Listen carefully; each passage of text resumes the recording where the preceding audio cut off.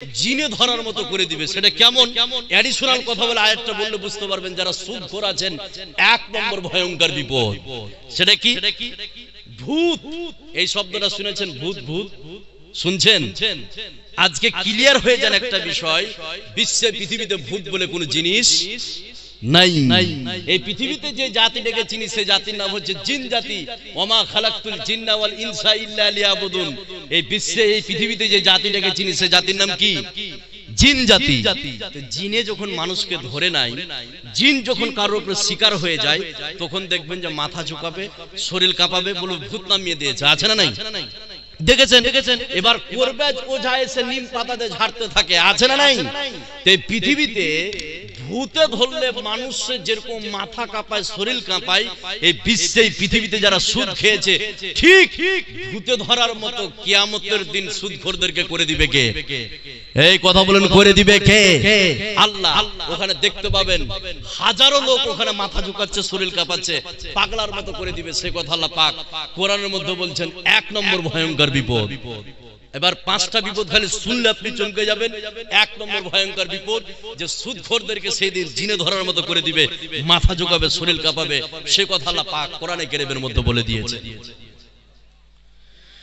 আল্লাহ রাব্বুল আলামিন বলেন, আল্লাযীনা ইয়াকুলুনা আর-রিবা লা ইয়াকুমুনা ইল্লা কামা ইয়াকুমুল লাযী ইয়াতাখাব্বাতুহু শাইতানু মিনাল মাস।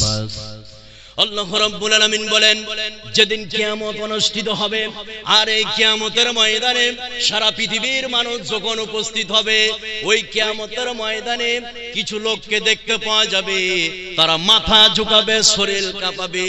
আল্লাহ পাককে জিজ্ঞেস করা হবে, হে রাব্বুল আলামিন, ওই যে লোকগুলো মাথা কাঁপাচ্ছে, শরীর ঝুঁকাচ্ছে, এরা কারা? আল্লাহ বলবেন, শুনে নাও, যারা বিশ্বে পৃথিবীতে সুদ খেয়েছিল, যারা বিশ্বে পৃথিবীতে সুদের টাকা দিয়ে রেখেছিল, এই সুদখোরদেরকে আল্লাহ পাক কিয়ামতের ময়দানে জিনে ধরার মতো করে দিবে। জোরে বলুন নাউযুবিল্লাহ।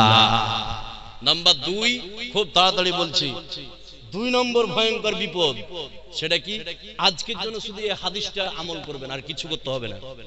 যারা সুদ খায়, হারামখোর যারা আছে, যারা সুদ খায়, 2 নম্বর ভয়ঙ্কর বিপদ। সেটা কি?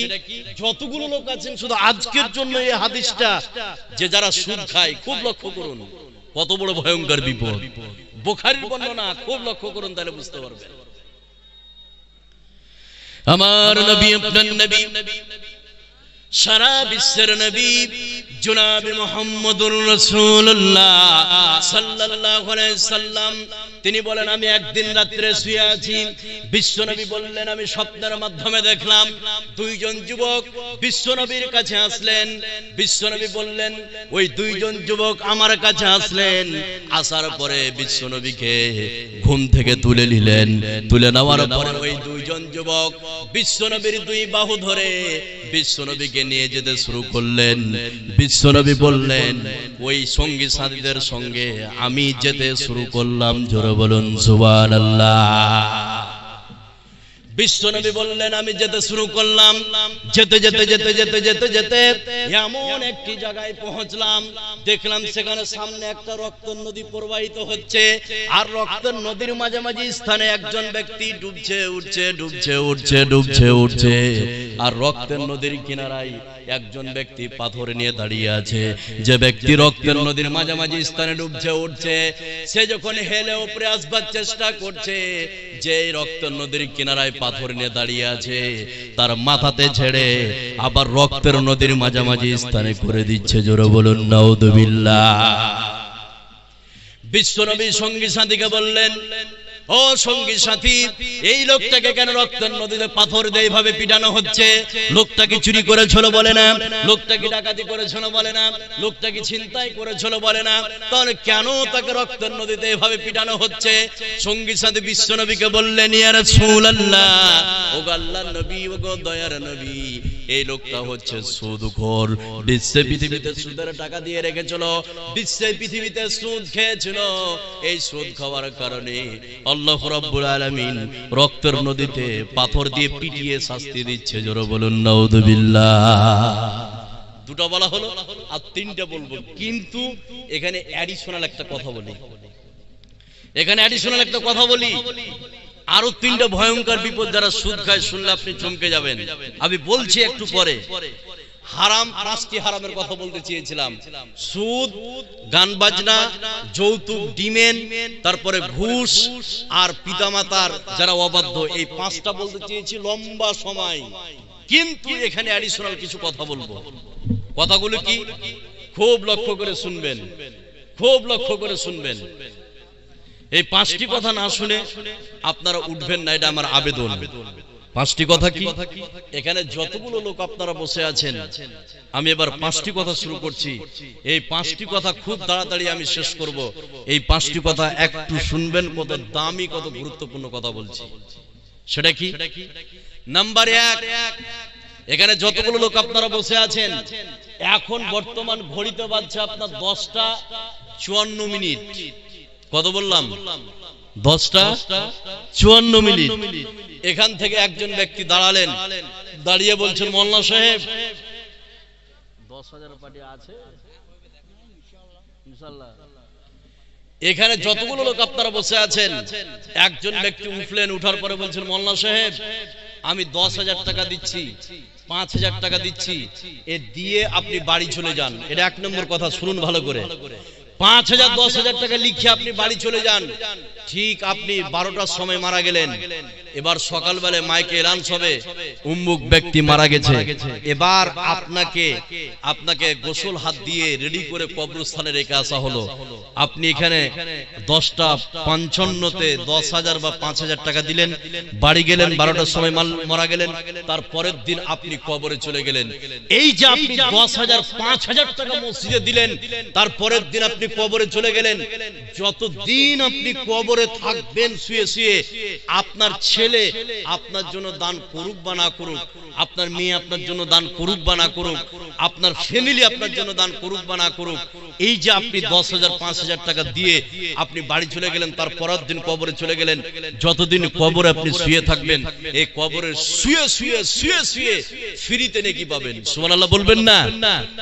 এই ফ্রি নেকি নেওয়ার জন্য সবাই এটা পারবেন না। ফ্রি নেকি কিয়ামত পর্যন্ত কবরে শুয়ে শুয়ে নেকি পাবেন ফ্রিতে। এখানে যতগুলো লোক আপনারা বসে আছেন, 5 জন ব্যক্তিকে আমি দেখতে চাই 2 জন 10,000 করে দিবেন আর 3 জন 5,000 করে। এই ফ্রি নেকি নেওয়ার জন্য এই আল্লাহর বান্দা কে আছেন, এইটা কিন্তু আল্লাহ সবাইকে কবুল করবে না। যাকে ফ্রিতে নেকি দিবেন কিয়ামত পর্যন্ত এরকম বান্দাকে কবুল করবে। এতগুলো লোকের মধ্যে 5 জন আমি দেখতে চাই, কোন 5 জনকে আল্লাহ কবুল করবে আল্লাহ জানে, সেটা আমি বলতে পারবো না। 2 জন 10,000 আর 3 জন 5,000 টাকা দিবেন, যাতে করে কবরে শুয়ে শুয়ে কিয়ামত পর্যন্ত ফ্রিতে নেকি পান। এরকম কোন আল্লাহর বান্দা নাই এখানে? কে আছেন ভাই 10,000 টাকা দেনেওয়ালা?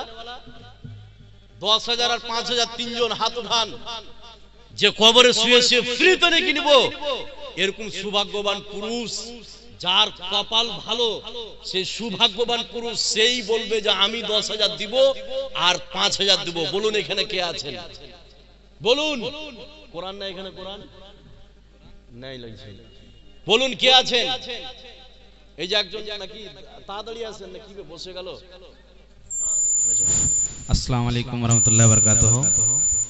ইনি হচ্ছেন মাওলানা আব্দুর রহমান মিরাজি সাহেব, আপনারা দেখতে পাচ্ছেন বসে আছেন। ইনার পরে মাওলানা আব্দুল কাইয়ুম, হাফিজ মাওলানা আব্দুল কাইয়ুম, তিনি ফারাক্কা থেকে এসেছেন।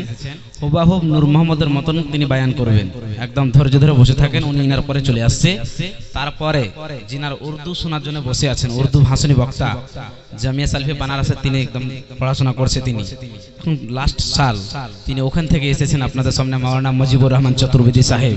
উনি এখন বর্তমানে আমার বাড়িতে আমার বেডে শুয়ে আছে। অতএব আপনার ধৈর্য ধরে বসে থাকেন। সমস্ত বক্তা এসে উপস্থিত আছে, ভাববেন না যে এত দেরি এত লেট হচ্ছে কেন। কালেকশনের প্রয়োজন কিছু আল্লাহ রাসূল ইনশাআল্লাহ মাওলানা হাতে দেন, তারপর আব্দুল কাইয়ুম সাহেব চলে আসে, তারপরে মুজিবুর রহমান চতুর্বেদী ইনশাআল্লাহ। আসসালামু আলাইকুম।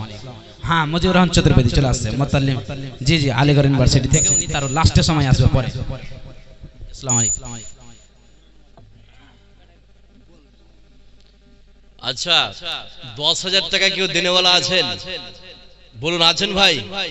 শুধু কবরে নেকি নেওয়ার জন্য কিয়ামত পর্যন্ত ফ্রিতে আপনার যখন আপনি মারা যাবেন ছেলে মেয়ে সবকিছু ভাগ করে নেবে, আপনার জন্য 1 টাকা দান করবেন না। আজকের জন্য কবরে ফ্রিতে নিয়ে যাওয়ার জন্য একজন কোন আল্লাহর বান্দা নাই 5000 টাকা দিবেন যে আমি ফ্রিতে নিয়ে নিব। এতগুলো লোকের মধ্যে আমি দোয়া করব, আল্লাহ তুমি একজনকে কবুল করে নাও। কে আছেন বলুন? একজন 5000 টাকা দিবেন ফ্রিতে নিয়ে যাওয়ার জন্য। বলুন, হাতটা উঠান। টাকা নিয়ে আসেননি আপনি, বাকি না খান পরে দিবেন। কে আছেন? 5000 টাকা, 5000 টাকা বলুন, কে আছেন? কেউ নাই? এরকম কেউ নাই 5000 টাকা দেনেওয়ালা? কে আছে? মাশাআল্লাহ, একটু সালাম করি। কি নাম ভাই? আব্দুল মালিক। মাশাআল্লাহ, কত সুন্দর নাম। আব্দুল, মসজিদের পর কি কাজ করেন ভাই? মিটার চেক করেন। বিয়ে শাদী করেছেন? মাশাআল্লাহ, খুব ভালো করেছেন। বিয়ে শাদীতে কিন্তু পিছাবেন না। মিটার চেক করছেন। কত দিয়েছেন এখানে? 5000 টাকা। শুনেন ভাই, আরেকবার সালাম করি। মালিক ভাই, কত সুন্দর নাম। হাত কত নরম, কোদল কোবা হাত নাই। বুঝতে পারছেন না? মানে আসলে ইনকাম ভালোই করে। মানে কোদল কোবা হাত হলে একটু মানে কড়া হবে, ঠিক আছে না? 5000 টাকা দিয়েছে, আল্লাহ কবুল করে নিয়েছে। লিল্লাহে তাকবীর, লিল্লাহে তাকবীর।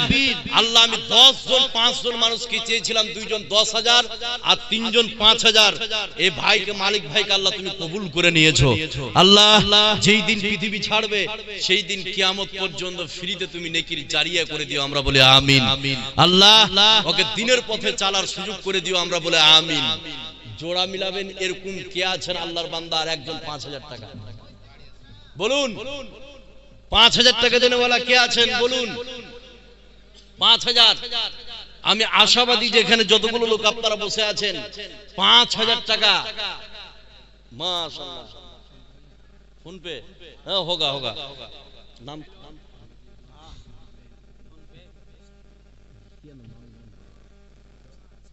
সরফরাজ। এই সরফরাজের আম্মু মারা গেছে 2 বছর হলো। 5000 টাকা দিচ্ছে। আপনার ঘর ছড়ামারি। কার ফোন পে নিবে? 5000 ফোন পে কার? ফোন নাম্বার দেন, এদিকে নাম্বার দেন। তো এই সরফরাজ ভাইয়ের আম্মা, মা মারা গেছে 2 বছর আগে। একই বলা হয় মায়ের বেটা, একই বলা হয় কি মায়ের বেটা। আর আপনি কি কুলাঙ্গার সন্তানকে জন্মে ছেড়ে দিয়েছেন। আপনি মারা যাওয়ার পরে 1 টাকা আপনার জন্য দান করবে না। দেখেন আপনার ছেলে এখনই আপনাকে ভাত দেয় না, মরার পরে আপনার জন্য দান করবে। এই যে ছেলেকে রেখে গিয়েছে, মা এবং বাপ ছেলেকে মানুষ করে দুইটা উদ্দেশ্যে। এক, যখন আপনি বৃদ্ধ হবেন, বয়স্ক হবেন, তখন আপনার কাছে কিছু খেতে পাবেন, 1 মুঠো ভাত পাবেন, এটা একটা। 2, যেই দিন বাপ মা মারা যাবে সেই দিন আপনি বাপ মার জন্য দোয়া করবেন, দান করবেন। এই দুইটা উদ্দেশ্যে ছেলে মেয়েকে মানুষ করেছেন। এই যে সরফরাজ ভাই, তার মা চলে গেছে কবরে, 2 বছর হয়ে গেল, 5000 টাকা দিয়েছে। আল্লাহ তুমি এই দানকে কবুল করে নাও। মা যদি কবরে কোনো বিপদে থাকে, আল্লাহ ওই বিপদ থেকে উদ্ধার করে ওই মাকে জান্নাতুল ফেরদাউসের জন্য কবুল করে নাও, আমরা বলি আমিন। 2 জন হয়ে গেল। আর কে আছেন সৌভাগ্যবান পুরুষ? 5000 টাকা বলুন। 5000 টাকা। আমি আশাবাদী, বেনামি 200 টাকা দিয়েছে, আল্লাহ কবুল করো। কোরআন আসেনি এসে? বলুন 5000 টাকা। আর একজন বলুন 5000 টাকা দিনেওয়ালা। আমি আশাবাদী এখানে যতগুলো লোক আপনারা বসে আছেন আমি পাবোই 5000 টাকা। আমি 5টি কথা বলতে চেয়েছি। 1 নম্বরে এখনই শেষ করে দেব, 2 নম্বর শুরু করব। এখানে যতগুলো আছেন আর একজন বলুন তো আল্লাহ কাকে কবুল করছে 5000 টাকা দিনেওয়ালা? বলুন 5000 টাকা দিনেওয়ালা। আমি আশাবাদী যে পাবো 5000 টাকা দিনেওয়ালার একজন। কে আছেন আল্লাহর বান্দা? তাড়াতাড়ি বলুন। এর মাঝে মা বোনদের একটা কথা বলে দিই, মা বোন খুব লক্ষ্য করে শুনুন। আমার বাড়ি তো এই টালগংরা হরিশ্চন্দ্রপুর, ওখানে মেয়েরা লক্ষ্মী ভান্ডার পায়, কিন্তু বিহারে পায় না। পায় কি? মেয়েরা পায় লক্ষ্মী ভান্ডার, বিহারে পায় না। মা বোনদেরকে বলবো, এখানে যতগুলো মা বোন এসছেন, যতগুলো মা বোন, ওয়ালাইকুম আসসালাম, ভালো আছেন? কি নাম বাবজি? মোহাম্মদ রফিক। আমরা 5 ভাই। আমরা 5 ভাই। আমি হচ্ছি ভাইয়ের মধ্যে 3 নম্বর, 4 নম্বর ভাইয়ের নাম হচ্ছে রফিক। কথা বুঝছেন না? না তা তো বুঝতে পারছি। তো যা হোক, আল্লাহ খুব ভালো রেখেছে। এই কারণে বাড়ি নাকি আপনার? মাশাআল্লাহ। তো তো ভাইয়া আমি একটা কথা বলছিলাম, যেহেতু আমার ভাইয়ের নাম রাফিক, আমি অত্যন্ত খুশি গর্বিত যে আমার ভাইয়ের মতো একটা ভাই পেয়েছি, যা আজকের জন্য দান